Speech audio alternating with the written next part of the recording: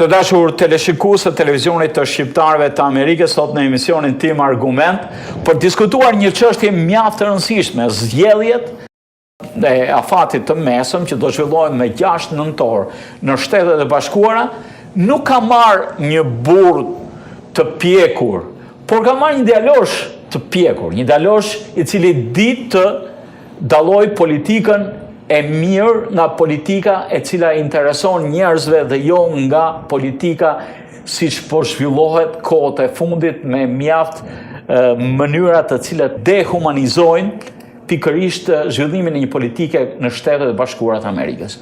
Ne shqiptar-amerikanët jemi jo vetëm shqiptar, por jemi edhe amerikanë, jetojmë këtu dhe në këto zgjedhje, në zgjedhjet e 6 nëntorit, ne duhet të shprehim dhe të votojmë për pikpamjet tona, por ky djalosh nuk është në moshë të votimit, megjithëse duket trup madh, ai është vetëm 16 vjeç dhe quhet Robert Dedvukaj. Me Robertin jemi takuar disa herë në disa fundraiser që familja e tij ka zhvilluar për disa nga kandidatët për cilët ne do flasim sot.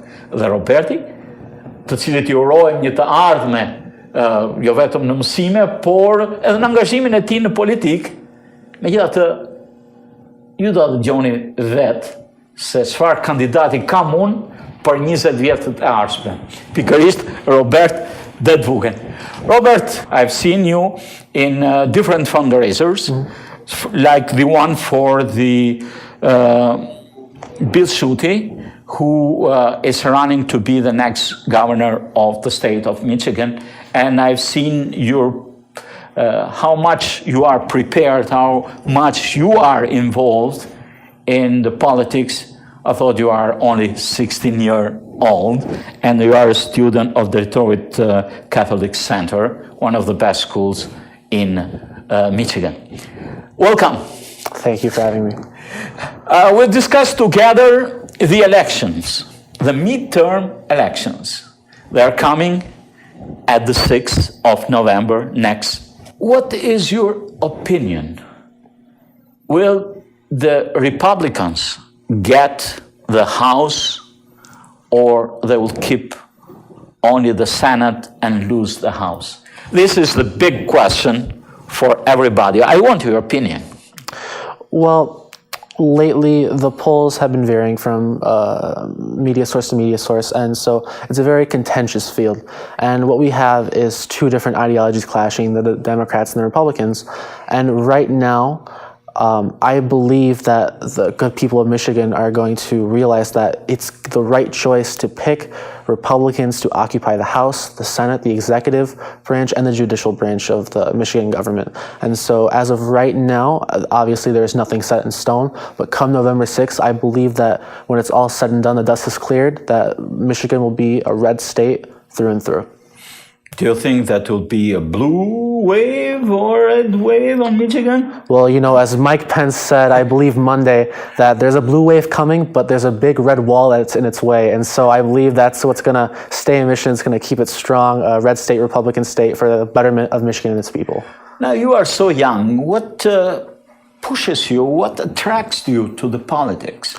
Well, you know, I find it very interesting. Like, you know, I like sociology and political discussion, because not only does it affect, you know, me right now, it will affect the future. How has it affected the past people, to learn from their mistakes, you know, and it's a very interesting field to see how people go about it, how the economy is formed by these decisions, these important decisions that government officials make. And so any way that I can help the betterment of the country of Michigan, the Albanian people, all the American people, I would feel amazing. It'd be just a great pleasure to support what's right for everyone on Earth and America, everywhere. But what attracts you to the Republicans? Well, because mostly young people, they say now, and millennials too, are attracted more to the libertarian policies of the Democrats or the way they're thinking. For example, what's your opinion in one of the proposals, the first proposal in the next election in Michigan? You know, the first proposal is to legalize marijuana. What's your opinion?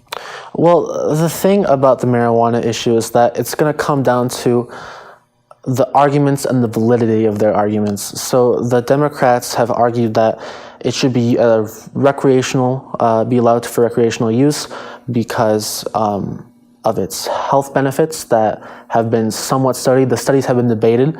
The Republicans say it is a gateway drug to other harmful drugs, worsening drugs, and studies have shown back and forth that marijuana causes brain cell damage. Others have said that it cures cancer. And what it comes down to is what's best for the American people. And right now, currently in the polls, it's more likely increasing that marijuana will be legalized. And right now, I feel that,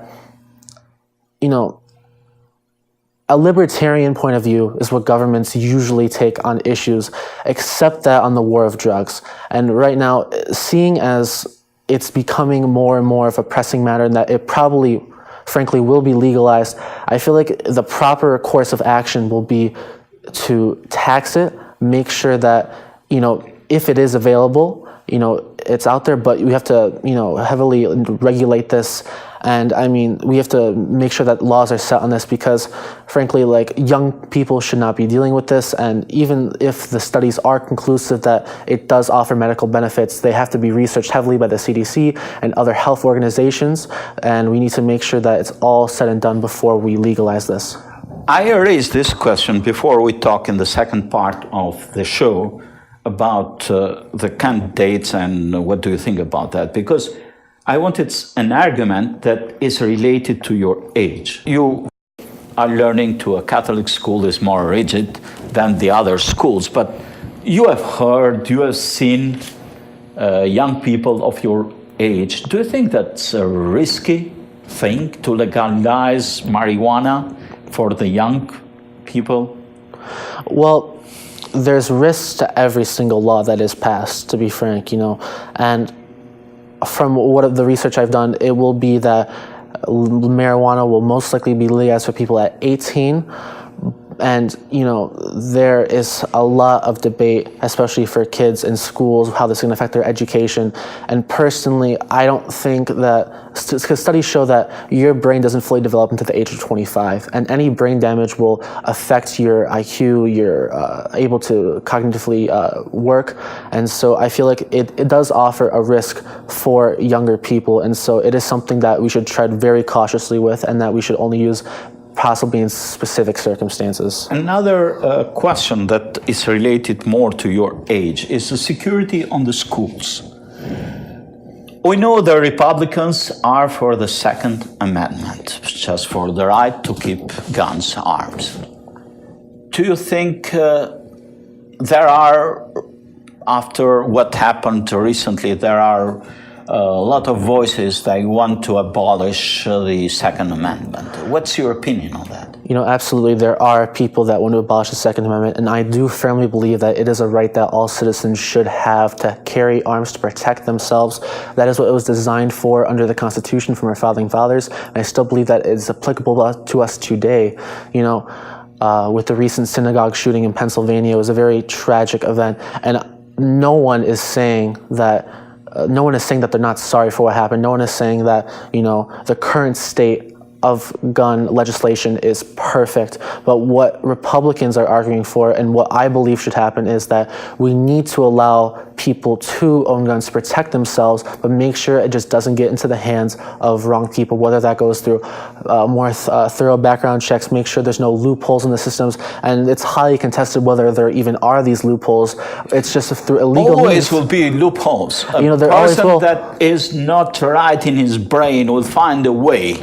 Like this, the last event that happened, that just he wanted to get rid of the Jews all over the world. So it's something.